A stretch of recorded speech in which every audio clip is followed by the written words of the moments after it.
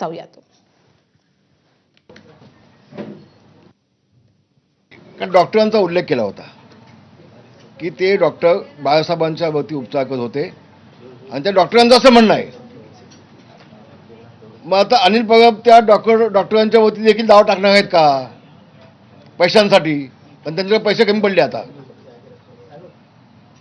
ते पैसे मिळवण्यासाठी आणि गरिबांना वाटण्यासाठी त्या डॉक्टरांच्या वती देखील अनिल परब करणार आहेत का दावा?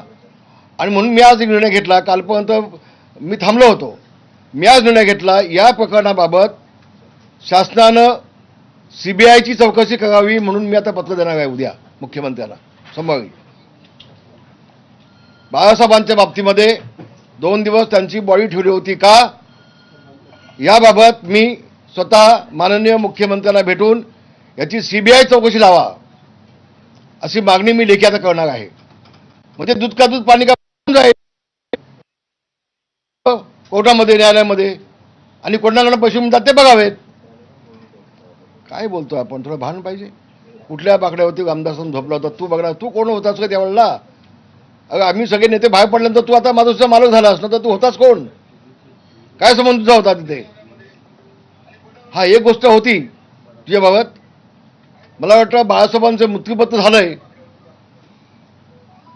त्याशी आपला काय संबंध असावा कदाचित असं मला वाटतंय. आणि म्हणून आपण काय बोलतो थोडं भान ठेवावं. एक गोष्ट मला आपल्याला सांगायची आहे. अनिल परब साहेब, तुम्ही वकील आहात, तुम्ही शिकलेले आहात.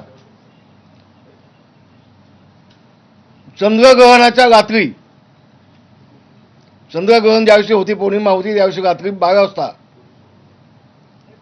आपण कोळीवाड्याच्या स्मशानभूमीमध्ये एक बकरा कापलात का? कारण आपल्यासारखाच कोणती माणसं होता असं